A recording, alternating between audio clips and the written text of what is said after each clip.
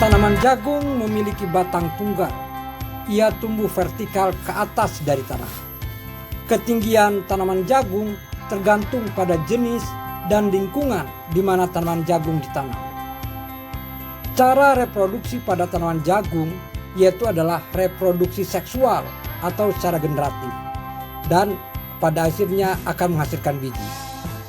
Pada tahap reproduksi secara seksual, siklus reproduksi dimulai ketika jagung jantan mengeluarkan serbuk sari yang berguna pada proses reproduksi tanaman jagung.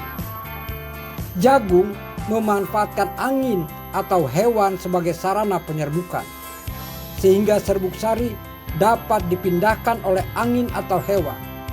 Ketika serbuk sari mencapai jagung betina atau sel telur, kemudian ia membentuk embrio. Serbuk sari adalah sel jantan atau sperma yang terdapat pada bunga jantan atau tesel atau kelamin jantan.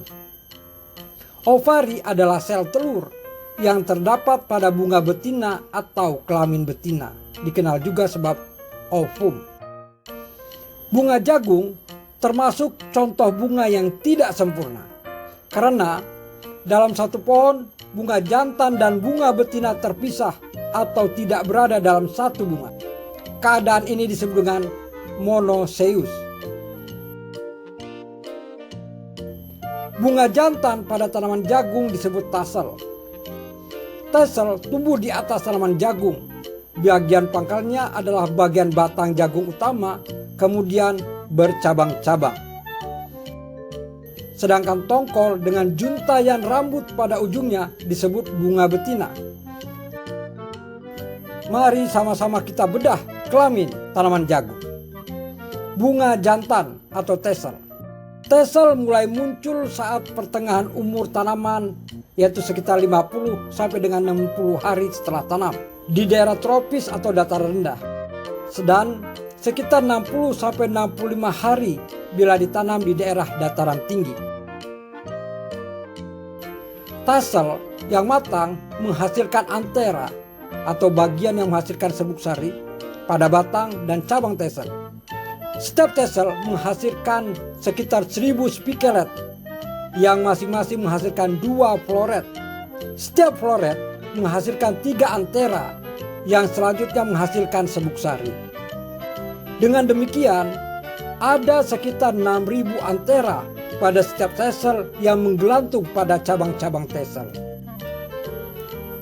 Berapa sebenarnya jumlah serbuk sari yang dihasilkan oleh tanaman jagung satu tanamannya? Dari satu hamparan 1 hektar juga. Coba kita hitung. Setiap antera dapat menghasilkan 2500 butir serbuk sari. Bila tanaman jagung menghasilkan 6000 antera, maka jumlah serbuk sari yang dihasilkan adalah 15 juta butir. Nah, bila dalam setiap hektar ada sekitar 70.000 tanaman, maka akan ada 1,5 triliun serbuk sari yang tersedia untuk membuahi bunga betina. Wow, banyak sekali bukan? Memangnya berapa banyak pembuahan yang berhasil? Yang dimaksud dengan pembuahan adalah bertemunya satu serbuk sari dengan satu indung telur sehingga menghasilkan satu biji jagung. Biji-biji tanaman jagung terletak di tongkol jagung yang tersusun teratur sehingga menghasilkan sekitar 600 biji dalam satu tongkol.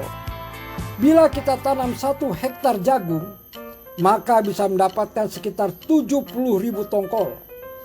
70.000 tongkol berarti ada sekitar 40 juta biji yang dibuahi. Apabila kita hitung bijinya ada 6.000 biji per tongkol dikali 70.000 tongkol per hektar. Karena tidak semua serbuk sari berhasil membuahi bunga betina, maka dibutuhkan banyak sekali serbuk sari. Tidak tanggung-tanggung, 1,5 triliun serbuk sari disiapkan untuk membuahi indung telur betina. Setiap serbuk sari berlomba untuk menjadi pemenang membuahi satu indung telur. Berarti kalau dihitung ada sekitar 24.000 serbuk sari yang bersaing untuk membuahi satu indung telur betina. kelamin betina, yaitu bunga betina. Bunga betina tersusun dalam tongkol. Tongkol tumbuh dari buku di ketiak daun, di antara batang dan pelepah daun. Tongkol atau bunga betina dilindungi oleh husk atau cover atau kelobot. Pada umumnya, satu tanaman hanya dapat menghasilkan satu tongkol produktif.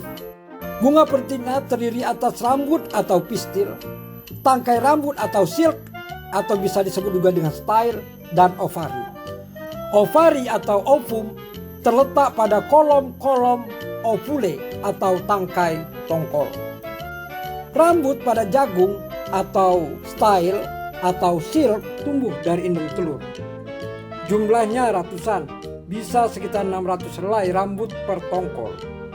Serbuk sari yang menempel pada rambut akan masuk ke dalam saluran dan seterusnya bertemu dengan indung telur di kolom-kolom ovule. Tongkol membentuk rambut sekitar 2 minggu sebelum munculnya tasel. Setiap indung telur menghasilkan 1 helai rambut yang tumbuh mulai dari dasar tongkol sampai dengan ujung tongkol. Helai rambut dapat tumbuh sekitar 4 cm panjang dalam seharinya.